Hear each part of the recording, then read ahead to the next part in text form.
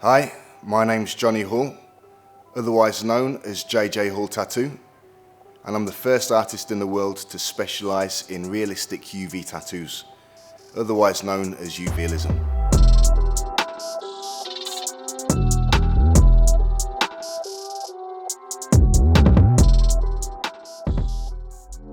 I started my tattoo apprenticeship in August 2015, but as most tattooists know, when you start an apprenticeship, the first 6 months it's being a general dog's body. So you're sweeping the floors, making cups of tea, cups of coffee.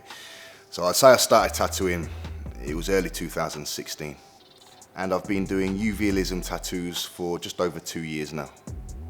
So UV tattoos are definitely different to glow-in-the-dark tattoos. Glow-in-the-dark tattoos contain something called phosphorescent, which definitely isn't meant for human consumption. And there's a huge misconception that people think this is the same thing. So UV tattoos actually contain fluorescence, and in layman's terms it just means that they're UV reactive. So when the atoms in the UV ink are exposed under a black light causing irradiation, they charge up, and that's what emits the mad looking glow that's becoming so popular in tattoos. So yeah, just to clarify, glow-in-the-dark tattoos and UV tattoos are not the same thing.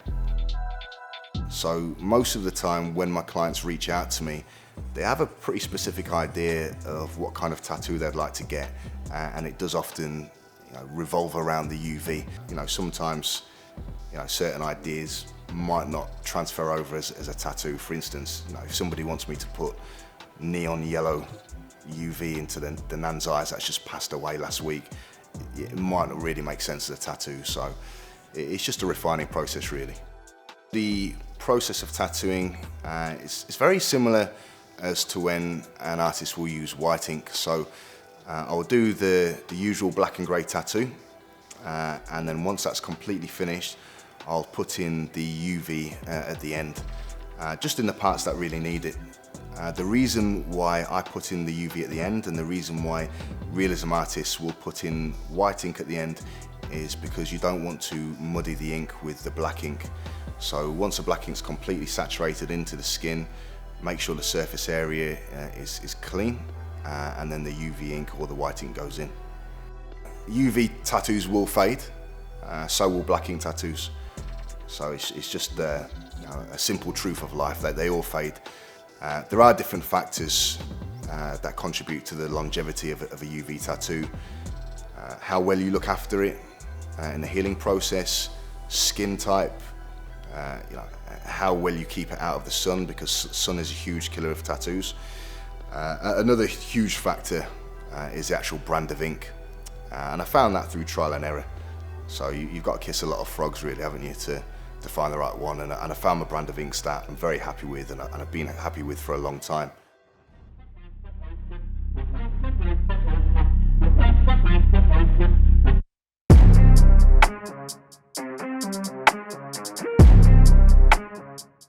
Honestly, it's just so new. It's new and fun, and I think as an artist, at the very core of being a creator, in any capacity of creating, it's about pushing boundaries and try new things. And I don't profess to be the first artist in the world to use UV, because it has been around for a while, but I'm the first artist to specialise in realism UV tattoos. And for me, that gives me pure excitement every single day, that I'm trying new techniques, I'm trying new designs.